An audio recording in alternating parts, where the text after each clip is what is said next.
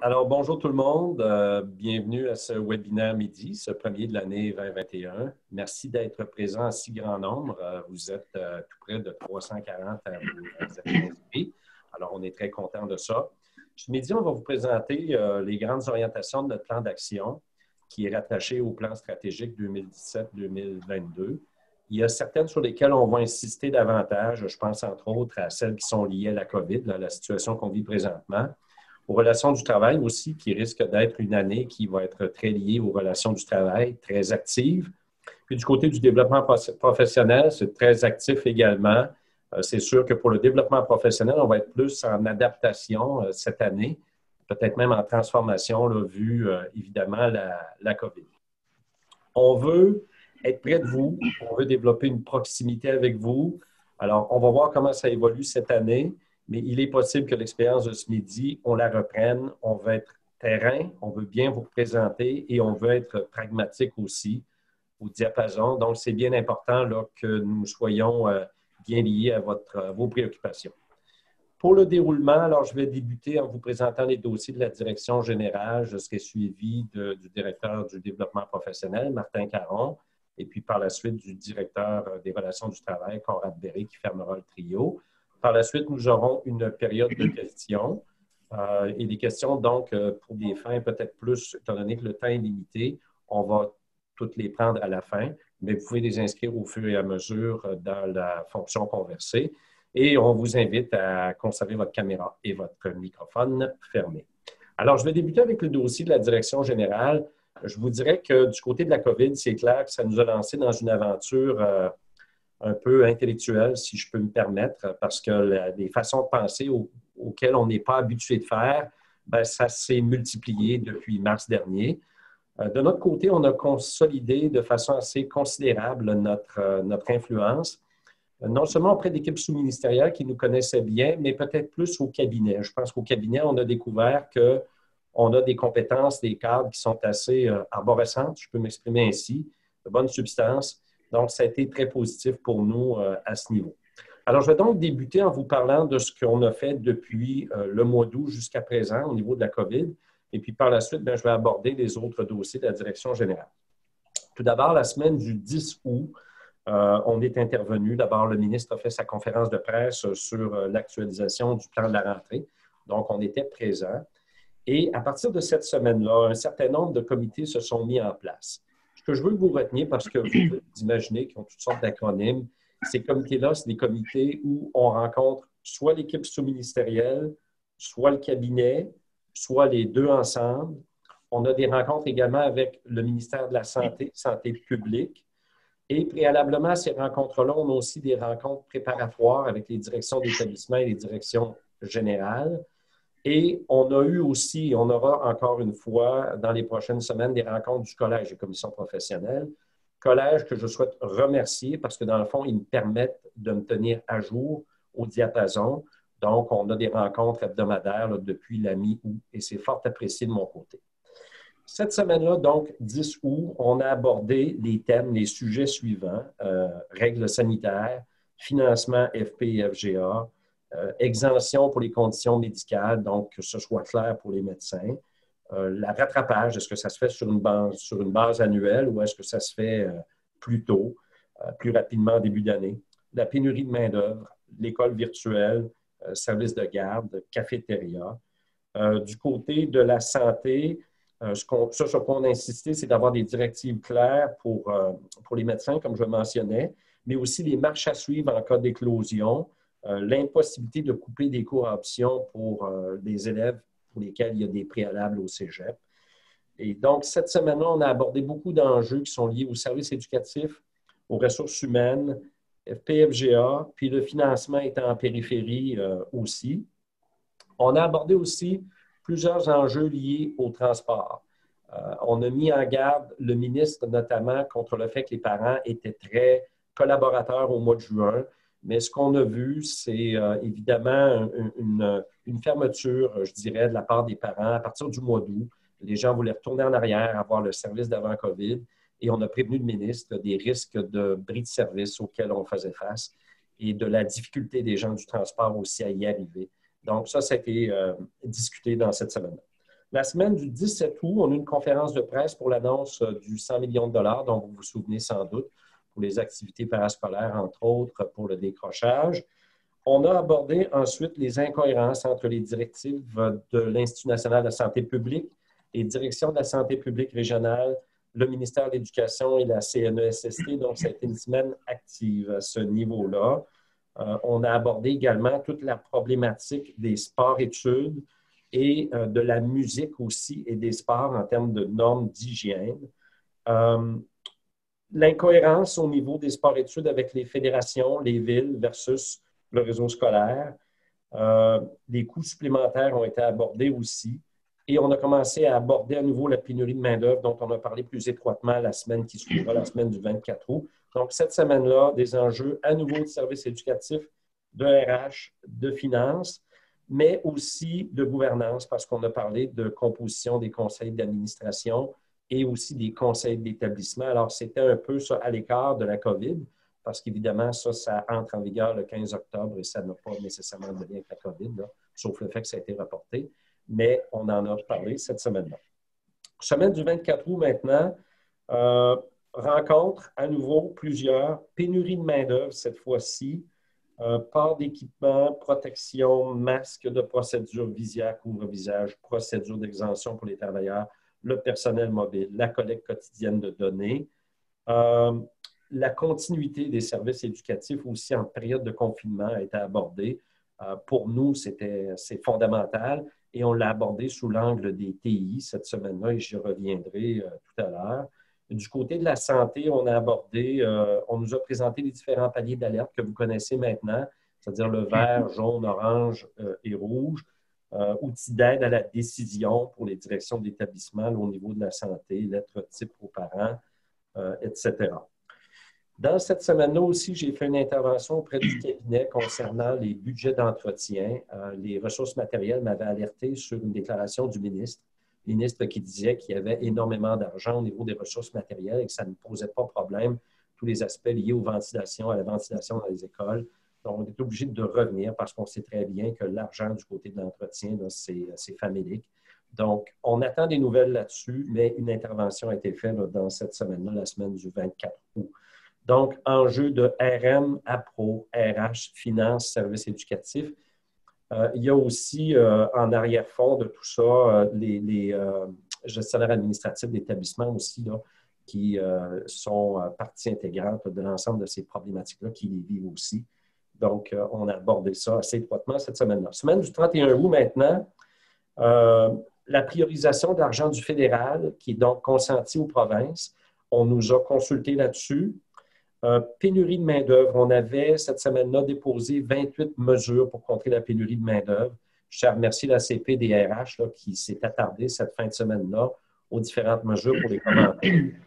Et on est également intervenu sur la nécessité de transformer la main-d'œuvre qui est durement frappée par la pandémie. Je m'explique. Les gens qui sont au chômage, qui sont dans le domaine du transport, de la restauration, du tourisme, est-ce qu'il n'y aurait pas possibilité de transformer leurs compétences pour qu'ils interviennent, par exemple, dans le domaine scolaire. La culture aussi au niveau des RH, une culture de rétention, une culture d'accompagnement de personnel pour les faire grandir dans l'organisation, alors ça a été abordé. Et ce qui était abordé aussi, c'est la nécessité d'avoir une SWAT team dans les commissions scolaires de jeunes retraités pour pallier aux pénuries de personnel qui pourraient survenir dans tous les secteurs, là, donc du personnel de soutien jusqu'au personnel d'encadrement dans les directions et les services. Donc, ça a été une semaine, je vous dirais, autour de ces secteurs-là. Il y a eu le transport aussi pour lequel on est intervenu pour dire que ça pouvait être critique, qu'il pouvait y avoir des ruptures de services. Ça a été un secteur qui a été durement touché ça, dans les dernières semaines. Donc, on est intervenu à ce niveau-là.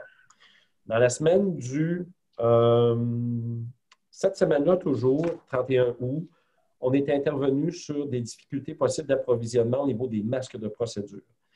Donc, on s'attendait à ce que les enseignants apportent des couvre-visages. On s'est rendu compte que les pratiques, ils ont dirigé un peu plus vers des masques de procédure.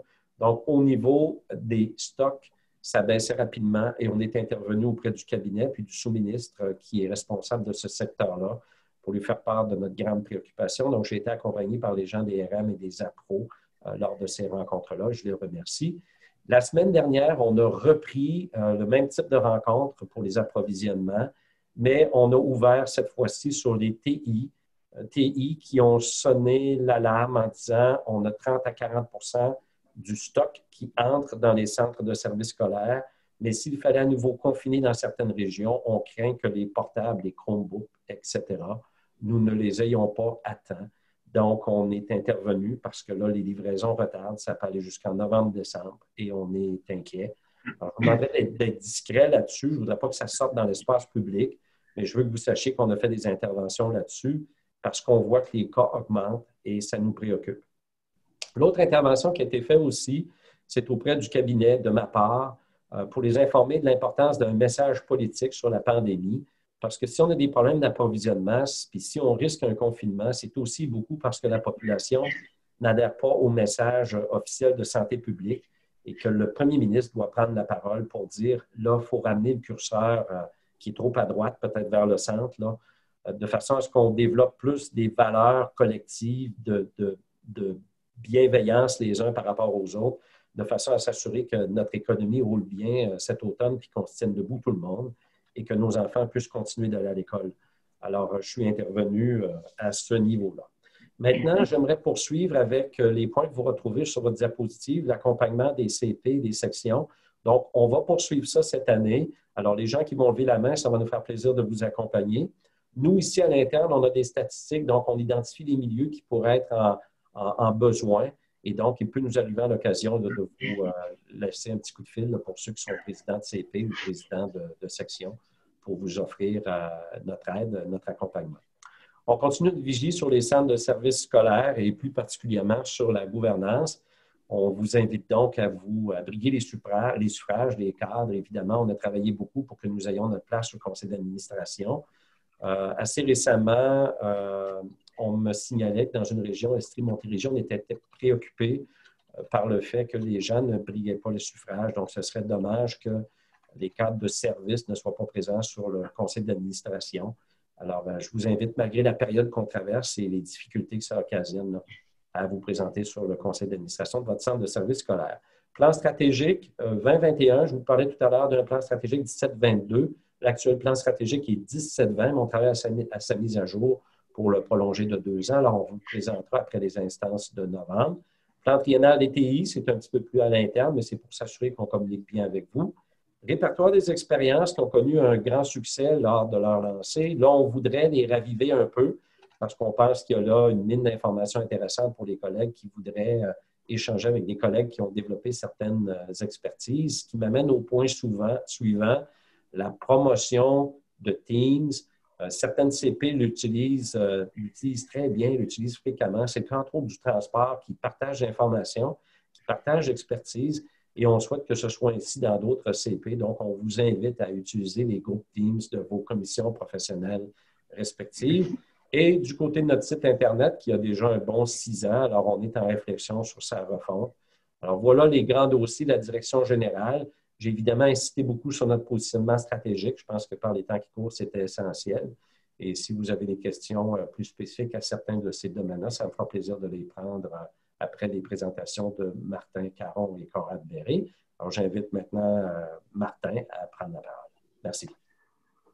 Donc, bonjour tout le monde. Merci Jean-François. Merci d'être là en si grand nombre. Écoutez, du côté du développement professionnel, évidemment, il y a de prévu, comme à chaque année, là, les sessions de perfectionnement. Donc, on a quelques sessions de perfectionnement prévues en 2021.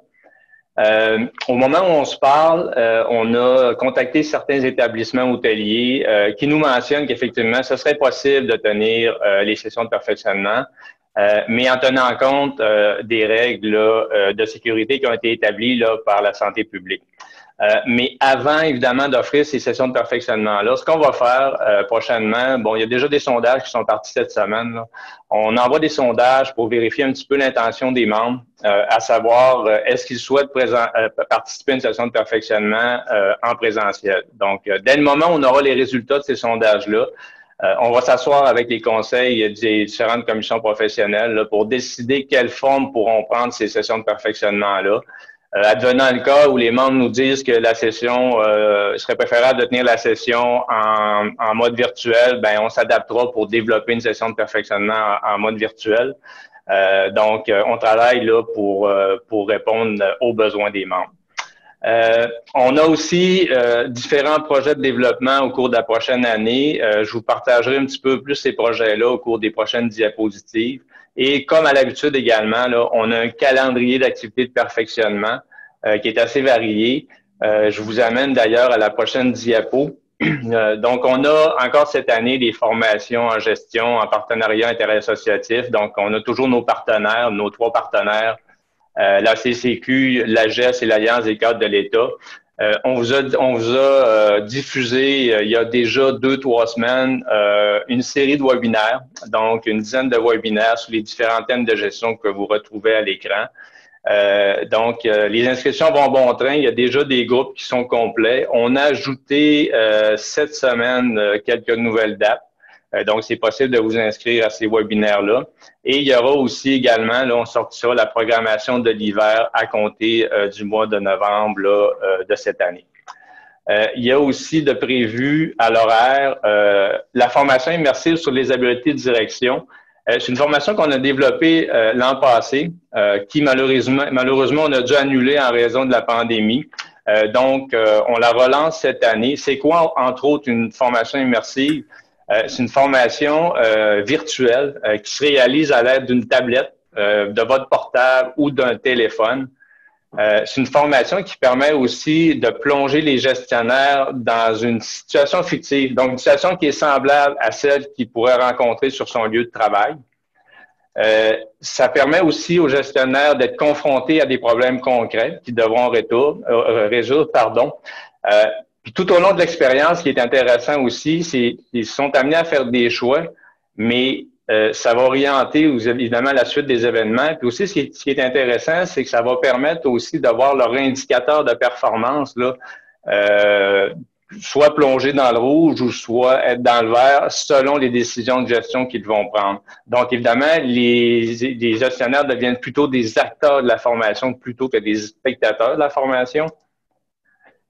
Évidemment, des indicateurs, je vous en ai parlé. Et ce qui est important aussi de savoir, c'est que c'est une formation qui s'offre avec l'expertise d'une animatrice. En l'occurrence, pour cette formation-là, ce sera Mme Brigitte Bouchard qui a œuvré dans le réseau des commissions scolaires à titre de directrice des ressources humaines, donc qui est là pour guider les participants dans leur développement des compétences. Il y aura également une formation qu'on offre depuis maintenant, je dirais 2-3 ans, une formation pour les futurs gestionnaires. Donc, c'est une formation qui est offerte en collaboration avec la CCQ. Qu'est-ce qu'elle vise, cette formation-là? C'est d'accompagner les professionnels, les enseignants, le personnel de soutien dans leur réflexion concernant plus particulièrement là, le cheminement possible dans un poste de gestion. Donc, les participants ont l'occasion d'entendre des témoignages de gestionnaires d'expérience, sont en mesure de mieux connaître les rôles et responsabilités des gestionnaires. Ils vont être en mesure aussi de se préparer au processus de recrutement d'un poste cadre et évidemment, en dernier lieu, là, d'expérimenter la formation immersive dont je vous ai parlé précédemment. Ça nous amène au projet plutôt de développement là, au niveau de la direction du développement professionnel. Oh, excusez-moi, j'ai sauté une étape. Pardon. Ça nous amène aussi à notre outil qu'on a développé, notre application Clic Gestion, qu'on a lancée l'année dernière. C'est une application qui a été élaborée à partir du référentiel de compétences des cadres scolaires.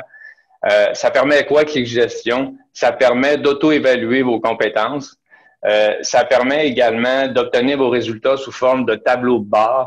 Et ça permet évidemment, pour les compétences pour lesquelles vous avez un petit peu moins bien performé, on vous propose, la bibliothèque vous propose des formations en gestion. Donc, c'est une bibliothèque qui renferme, entre autres, différentes formations en gestion, des webinaires, des lectures suggérées, des MOOC. Donc, c'est une bibliothèque qui est quand même assez bien garnie là, en termes de formation en gestion. Donc, je vous invite évidemment à aller évaluer vos compétences. L'an passé, on a près de 300 membres là, qui ont utilisé l'outil. On souhaite évidemment augmenter ce nombre de personnes-là et je vous invite fortement à expérimenter cet outil-là. Ce qui m'amène maintenant au projet de développement pour la prochaine année au niveau de la direction du développement professionnel. On aura effectivement à actualiser le référentiel de compétences des cadres scolaires. Le référentiel date de près de 10 ans. Je pense que les tâches des cadres scolaires ont évolué considérablement au cours des dernières années, donc il y a lieu de reviser, de revoir le référentiel de compétences. On a un projet aussi en collaboration avec la CCQ qui s'appelle Cadre sous pression. Je pense que le thème est d'actualité là, présentement. Cadre sous pression, c'est quoi? C'est le développement de simulations de gestion à partir de capsules vidéo. Et à ce moment-là, ces vidéos-là seront reprises pour développer des formations en gestion. Donc, il sera possible d'utiliser ces petites capsules de formation, pardon. Il y a un projet aussi au niveau de la QCS de production de balado-diffusion sur des thèmes de gestion. Donc, il y aura à peu près une dizaine de balados qui seront produites, qui vont prendre la forme, entre autres, où on invitera un spécialiste du domaine qui sera accompagné de un ou deux gestionnaires scolaires qui pourront partager leur expérience en lien avec le thème de gestion. Il y a aussi la poursuite du développement du programme pour les nouveaux gestionnaires qu'on compte lancer à l'hiver 2021. On veut explorer aussi, peut-être plus à moyen terme, là, un nouveau mode de formation en réalité virtuelle avec des casques virtuels. Donc, je vais travailler là-dessus au cours de la prochaine année pour encore plonger davantage les cadres scolaires dans de nouvelles réalités. Il y a aussi la création d'une nouvelle CP pour les chefs de secrétariat et les agents d'administration. Et enfin, on veut travailler à développer, à mettre en place une étude préliminaire pour la mise en place d'un lab innovation. C'est quoi, entre autres, un lab innovation? Ce qu'on veut, c'est un espace entièrement dédié à l'innovation dans toutes ses dimensions. C'est un cadre de liberté pour expérimenter, échanger, apprendre, tester rapidement des solutions répondant aux défis de gestion au sein du réseau de l'éducation. C'est de mettre en place de nouvelles façons de travailler, de collaborer et de documenter. C'est accompagner les porteurs de projets innovants en matière de gestion scolaire.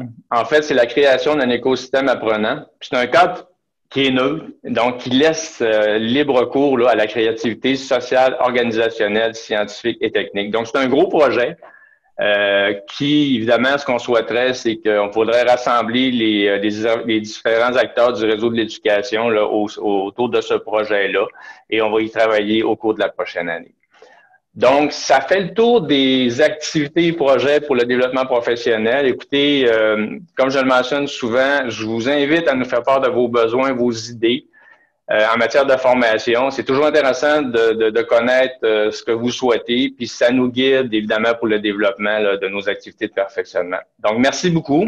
Je passe la parole à Coral maintenant là, qui va vous entretenir sur les dossiers au niveau des relations du travail. Merci Martin. Bonjour à tout le monde. Alors, écoutez, du côté de la direction du service des relations du travail, nous avons identifié effectivement 5 grands dossiers, je pourrais dire chantiers également, au premier rang desquels le renouvellement des conditions d'emploi des cadres scolaires, qui sera à l'ordre du jour quand même dans un horizon qu'on croit assez court terme, parce qu'il faut se rappeler que la dernière fois qu'on a eu l'occasion de discuter de nos conditions de travail avec le gouvernement et le ministère à 2 niveaux, là, au niveau du gouvernement, secrétariat du Conseil du Trésor et ministériel, bien, c'était en 2016 lors de la fameuse entente qu'on a qualifiée dans certains cas d'historique, qui avait convenu un ensemble d'éléments qui portaient sur la rémunération globale. Or, cette entente-là est venue à échéance, on peut dire, au 31 mars 2020, puisque c'est là que se terminaient les derniers ajustements salariaux qui prenaient la forme d'un montant forfaitaire qui a été versé dans la dernière année de l'entente. On sait également que le personnel syndiqué est actuellement à négocier ses conditions de travail avec le gouvernement. Et selon le pattern habituel, si on peut dire, une fois que ça sera terminé avec le personnel syndiqué, bien, le gouvernement va peut-être se reposer un peu, mais quand même assez rapidement va vouloir entamer les pourparlers avec les cadres et leurs associations pour venir dire justement quels pourraient être les changements aux conditions de travail. Donc, il y a des pourparlers à venir dans un horizon qu'on pense plus près que loin. Et dans ce sens-là, ça implique de se préparer comme association pour savoir qu'est-ce qu'on va mettre de l'avant, quelles seront les demandes qu'on va porter au nom des membres qu'on représente, quelles seront les priorités qu'on va vouloir faire cheminer auprès des différentes instances. Et dans ce sens-là, ce qu'on souhaite faire comme association, c'est, dans un premier temps, requérir là, de votre part vos préoccupations, vos demandes, vos principaux besoins dans le cadre d'une consultation là, qu'on veut assez large, qui prendra la forme d'un questionnaire qui a été élaboré là, dans le cadre d'un projet de recherche avec des gens de l'Université Laval. Alors, tout ça devrait prendre la forme d'un questionnaire sur vos conditions d'emploi afin que vous puissiez nous indiquer quels sont pour vous là, les éléments là, de changement qui seraient prioritaires.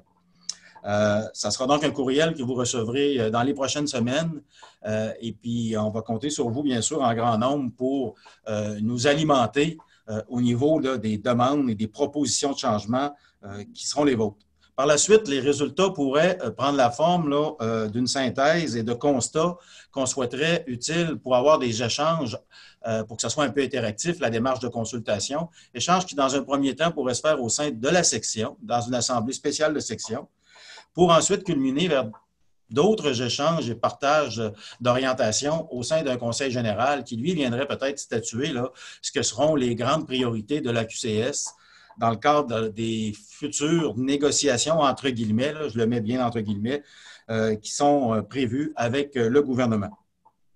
Alors, élaborer un projet de demande pour la QCS, c'est donner un mandat à la QCS, ni plus ni moins, et légitimer l'association dans ses actions, ses représentations auprès des différents niveaux là, gouvernementaux.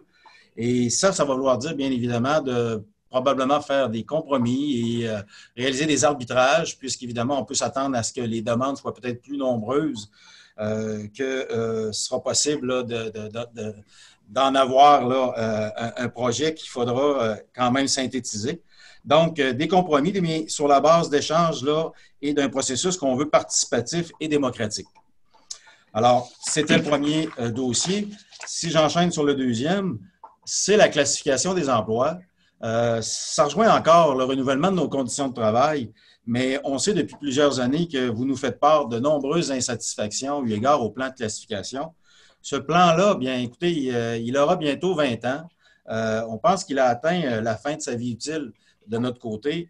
Il y a de nombreuses incohérences là, qui ont été documentées, des iniquités au fil des ans là, que vous nous avez partagées, donc plusieurs insatisfactions. On s'attend donc à ce que le questionnaire que j'évoquais plus tôt soit l'occasion de nous dire qu'effectivement, sur le plan de la classification, là, il y a peut-être quelque chose d'important à regarder là et que vous puissiez nous préciser justement de votre côté comment vous voyez ces changements-là, qu'est-ce qui serait prioritaire. Est-ce que les strates d'effectifs, par exemple, pourraient être vues? Alors, il y a beaucoup d'éléments qui seraient à considérer. On le sait, vous avez l'habitude de nous entretenir là, sur ces préoccupations-là assez régulièrement, mais ça sera l'occasion de formaliser le discours autour d'une refonte qu'on souhaite du plan de classification. À cet égard-là, je ne vous cacherai pas que si pendant plusieurs années, c'était un dossier qui n'avait pas beaucoup d'écoute auprès de nos vis-à-vis ministériels et même gouvernementaux, les derniers mois ont démontré que c'était peut-être un dossier là, où il y avait une certaine opportunité à saisir pour positionner le dossier, considérant une plus grande ouverture. Bon, bien sûr, on va faire face aussi à des enjeux budgétaires là, que le gouvernement ne manquera pas de nous faire valoir, puisqu'on est passé, vous le savez, d'une situation avantageuse ou d'embellie financière sur le plan des finances publiques à une situation déficitaire. C'est sûr que ça va venir en trame de fond jouer sur ce qu'on sera probablement capable d'amener comme changement au plan de classification, mais dans l'ensemble de l'œuvre du renouvellement de nos conditions de travail. Mais je pense que, sans égard à cette situation-là, les besoins sont trop importants lorsqu'on parle du plan de classification pour que le statu quo perdure encore longtemps. Alors, encore une fois, quand on parle de ce dossier-là, ça va impliquer d'identifier des problématiques plus clairement établies, de prioriser quels pourraient être les changements souhaités, les modifications au plan de classification. Donc, il va falloir s'en parler. Il va falloir faire peut-être, encore une fois, certains arbitrages par rapport à des demandes et d'autres. Va falloir se concerter aussi avec d'autres associations, puisque dans nos dossiers de relations de travail, lorsqu'on fait des représentations, on est toujours plus fort et on a plus de sens de faire avancer nos dossiers lorsqu'on parle d'une même voix. Et dans ce sens-là, l'idée de faire front commun avec les autres associations, jusqu'à date, ça a toujours porté les fruits, en tout cas davantage de fruits que de faire cavalier seul. Alors ça aussi, ça va demander des ajustements parce que toutes les associations, par exemple dans le réseau de l'éducation, n'auront pas les mêmes priorités. Alors, mais j'ai confiance, puisqu'on est habitué de travailler ensemble, qu'on réussira à dégager là, des visions communes dans nos demandes respectives. Si on passe au troisième dossier, bien écoutez, le dossier de la retraite qui avait fait partie, on s'en souviendra en 2016, là, des discussions, était même un élément majeur de cette entente-là de 2016, nous avait quand même permis à l'époque de sauvegarder le régime par des changements qui ont amené des compromis pour tout le monde et au premier chef, les cadres là, qui ont dû accepter des changements dans les dispositions. Mais le gouvernement avait injecté quand même des fonds de façon importante pour maintenir à flot le régime de retraite. Toutefois, on n'a toujours pas réglé une problématique qui nous rattrape à tous les 5-10 ans, la fameuse problématique des transferts du REGOP vers le RRPE. Et ça, bien, ça plombe le financement du régime sur une base régulière. Et là, bien, le gouvernement a annoncé une intention d'approcher cette problématique-là par une solution qui impliquerait l'intégration du RRPE au REGOP. C'est une idée qui a été soumise au personnel syndiqué, dont on nous a fait part aussi en nous assurant qu'il y aurait des discussions avec nous au moment opportun. Mais c'est surtout une idée qui soulève un très grand nombre de questionnements pour les cadres, pour les associations de cadres concernées, qui va impliquer une analyse d'impact d'une telle intégration, peut-être d'évaluer s'il y a des conditions qui permettraient que ça soit possible. Qu'est-ce que ça implique au niveau des bénéfices? Qu'est-ce que ça voudrait dire sur la cotisation au régime de retraite, sur l'avenir, la pérennité du régime de retraite? Alors, évidemment, ces grandes questions-là qu'on est à regarder dans le biais du regroupement là, duquel fait partie l'AQCS, le RACOR, va amener des travaux d'analyse, va amener des positionnements, mais des consultations, encore une fois, de nos membres pour qu'ils nous indiquent où ils se situent concernant cet enjeu qu'on croit, encore une fois, là, qui va occuper beaucoup d'importance dans les prochains pourparlers avec le gouvernement, parce qu'on se rappellera, l'entente de 2016 protégeait notre régime jusqu'en 2022 par des transferts de fonds importants. Le gouvernement s'est engagé là, à assumer les coûts de transfert jusqu'en 2022. Alors, eh bien, tout ça va culminer, vous l'avez deviné, par des représentations qui devront être faites de manière collective, bien sûr, avec les autres associations et auprès du gouvernement pour s'assurer que l'intérêt des cadres va être préservé à travers d'éventuels changements, le cas échéant. Alors, voilà pour ce dossier. Également, en parallèle, il y a des travaux qui se mènent actuellement concernant la loi de l'équité salariale qui oblige le gouvernement à refaire une démarche de maintien à tous les 5 ans. Donc, d'ici décembre 2021, le gouvernement veut avoir procédé au maintien de l'équité salariale. Pour ce faire, il a voulu cette fois-ci s'associer aux associations, c'est-à-dire travailler conjointement avec les associations, ce qui n'avait pas été le cas en 2016. Donc, on a trouvé plus intéressant d'être partie prenante au début de la démarche que d'être interpellé à la fin pour donner notre opinion sur les résultats. Alors, on travaille, on est fortement impliqués et ça va peut-être être une occasion intéressante, on le croit, l'opération de maintien pour documenter les emplois et les changements survenus dans les emplois de cadre au cours des dernières années, puisqu'il y aura encore, dans le cadre de cette démarche, un questionnaire de description d'emploi qui sera envoyé, si je ne m'abuse, à près de 400-500 personnes et qui permettra là, de recueillir beaucoup d'informations sur la nouvelle réalité professionnelle là, des gestionnaires et les changements survenus dans l'emploi, la complexité et tout, les choses qu'on évoquait plus tôt.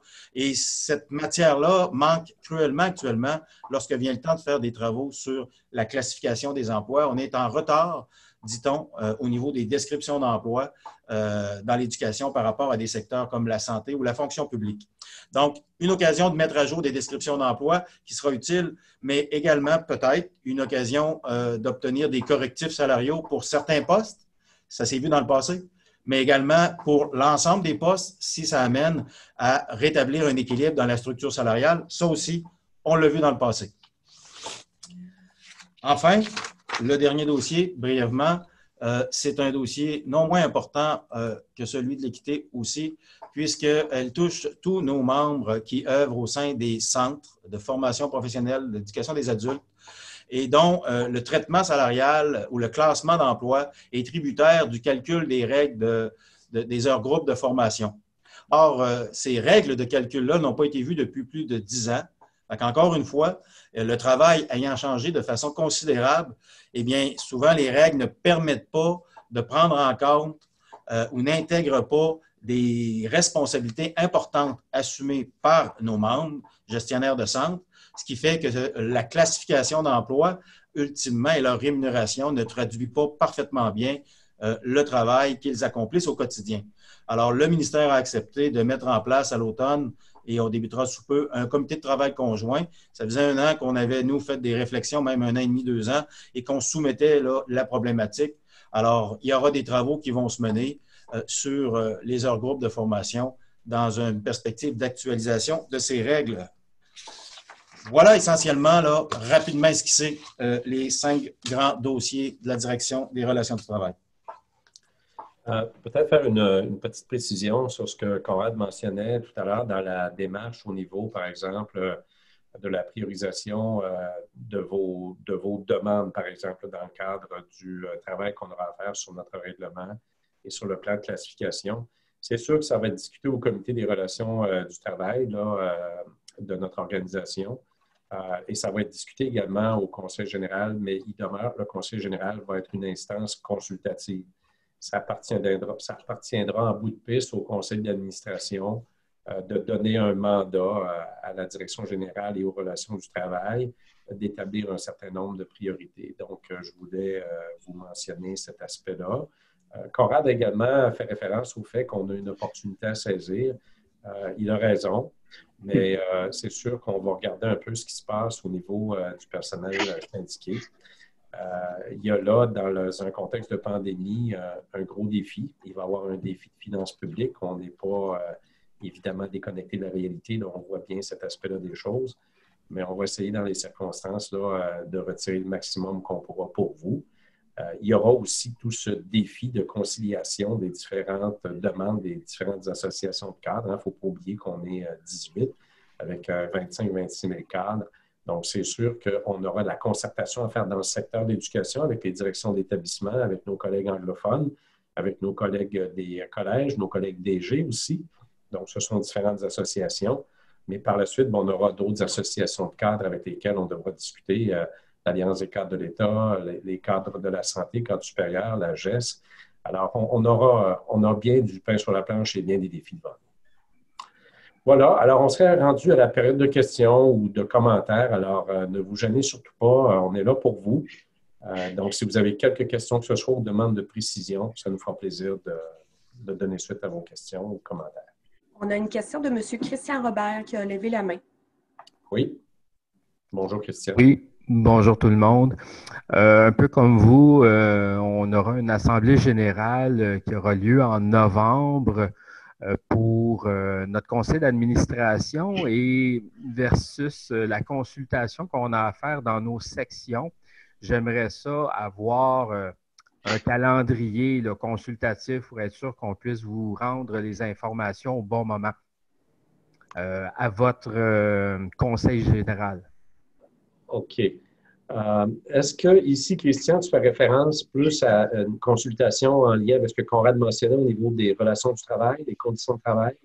Oui, désolé pour la précision, exactement. C'est beau. C'est cette en fait, je ne suis pas sûr. On va voir là, si ce sera pour le Conseil général de novembre. On n'a pas...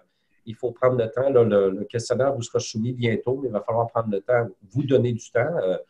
D'ailleurs, j'étais très heureux de voir ton commentaire en disant un sondage super, parce que par les temps qui courent, quand on parle de sondage ou de questionnaire, les gens sont un petit peu moins willing, si vous me permettez l'expression. Mais il demeure que là, c'est pour nous, c'est pour nos conditions de travail. Donc, on va falloir regarder un petit peu la fenêtre là, pour vous donner suffisamment de temps, mais aussi nous donner aussi du temps à nous là, pour analyser le tout. Donc, oui, c'est définitif qu'on vous donnera un échéancier là-dessus, puis un calendrier, Christian, il n'y a pas de doute. Merci. Puis un autre petit commentaire, j'ajouterais, contrairement à d'autres associations, on a un gros membership qui part de la classe 1 à la classe 4, 5 et certaines associations n'ont pas ces classes-là, donc ça va être important qu'on tienne notre bout dans la concertation interassociative, qu'ils soient considérés, ces membres-là. Ça a toujours été un grand défi. On a toujours eu des cadres qui sont effectivement des classes 1 à classe 12. On sait que nos collègues sont peut-être plus là, des classes 5 à 10, 11. Alors nous, on a les deux extrêmes et c'est clair qu'on est l'association de tous les cadres. Je vous remercie. Merci à vous tous. Je suis bien heureux de voir ces commentaires-là. Là. On est toujours là pour vous. C'est bien beau de les voir, mais s'il y a quelque insatisfaction que ce soit, ou commentaires, ou suggestions de façon à ce qu'on s'améliore, l'équipe est toujours en amélioration continue. Donc, faites-nous signe. On essaie d'être près de vous dans cette période-ci. Ce qu'on a fait, c'est des rencontres en ligne. Peut-être que j'en ai avec des sections. Conrad en aura sans doute. Le présentiel, c'est un petit peu plus difficile. Donc, on essaie là, de substituer notre présence à la technologie. Donc, on fait notre possible. Il est très possible aussi là, que nous reprenions, comme je disais en début d'entretien, ce type de rencontre-là sur l'heure du midi. On va se donner un certain temps pour s'assurer d'avoir du nouveau matériel pour vous. Mais on pense qu'il faut se tenir les coudes serrés dans cette période-ci. Puis la meilleure façon de le faire, c'est de communiquer étroitement avec vous. Bon, alors écoutez, je pense qu'on va conclure en vous remerciant pour votre participation très active. L'enregistrement du webinaire va être disponible sous peu, donc surveillez l'Informa QCS. Là, José va vous transmettre les liens. Et pour toute information additionnelle ou commentaire, comme je le mentionnais précédemment, communiquez avec nous. Il y a aussi toujours notre adresse générale, direction.générale@qcs.ca. Alors voilà. Bonjour tout le monde. Je vois que quelqu'un souhaite que le lunch soit fourni. En fait, c'est une suggestion qu'on souhaitait faire parce qu'en pandémie, pour vous remercier, on se disait, bon, ben comment tout payer, ça aurait été très onéreux, mais on se disait, ben, dans le fond, peut-être un petit 20 pour les milieux qui souhaitent le faire, bien, pour se rapprocher un peu, ce serait une bonne idée. Donc, on attendra vos factures. Alors voilà. Bonjour tout le monde. Merci. Bonne fin de journée. Bonne fin de journée.